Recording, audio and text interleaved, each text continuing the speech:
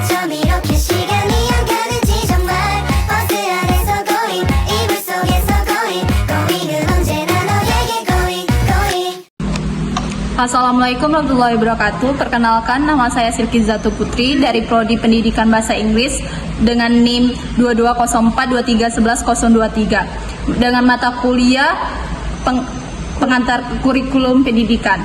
Baiklah, di sini saya akan menjelaskan kurikulum ideal dan kurikulum aktual. Yang pertama, saya akan menjelaskan tentang kurikulum ideal.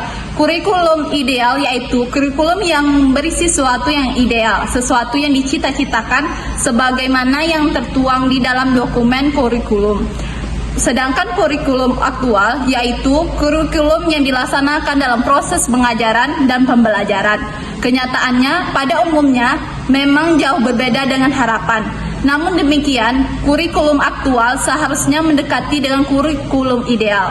Kurikulum dan pengajaran merupakan dua istilah yang tidak dapat dipisahkan, yang telah direncanakan yang akan dilaksanakan dalam jangka panjang.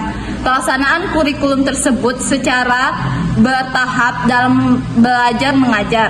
Jadi, kurikulum ideal adalah kurikulum yang diharapkan dapat dilaksanakan dan berfungsi sebagai acuan atau program guru dalam proses belajar mengajar. Karena kurikulum ini menjadi pedoman bagi guru, maka kurikulum ini juga disebut kurikulum formal atau kurikulum tertulis.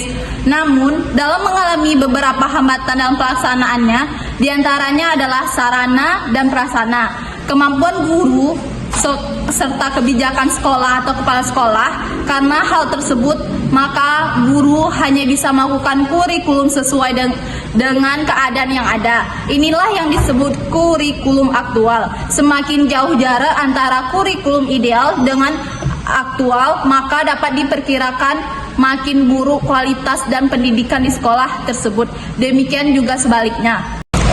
Selanjutnya, membentuk kurikulum ideal dan kurikulum aktual. Dalam membentuk kurikulum ideal dan aktual, kita harus mengetahui terlebih dahulu aspek-aspek apa saja yang dapat membentuk kurikulum ideal dan aktual. Ini dapat terlaksana karena pendidikan merupakan suatu proses sosial, karena berfungsi memasyarakatkan peserta didik melalui proses sosialisasi di dalam salah satu institusi pendidikan, berperan juga sebagai institusi sosial, karena melalui lembaga tersebut peserta didik dipersiapkan untuk mampu terjun dan aktif dalam kehidupan bermasyarakat yang sekarang maupun yang akan datang.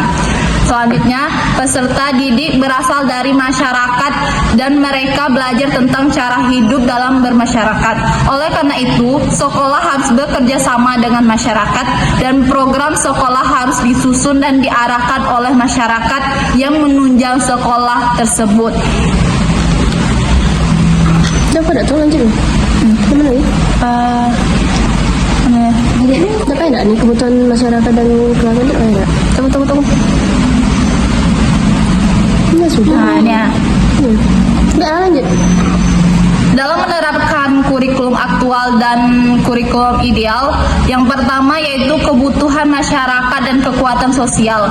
Pada dasarnya, pendidikan berfungsi untuk memenuhi kebutuhan masyarakat.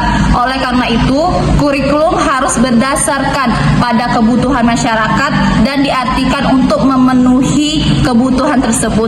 Kurikulum yang demikianlah disebut sebagai kurikulum yang relevan, ideal, dan aktual dengan masyarakat.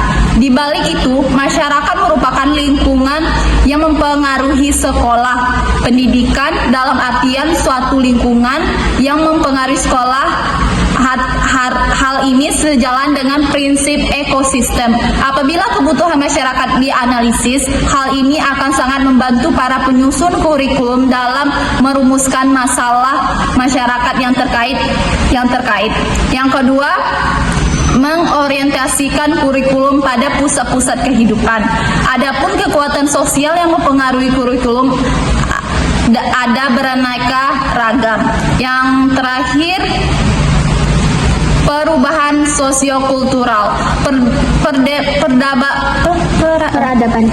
Yang terakhir, perubahan sosiokultural.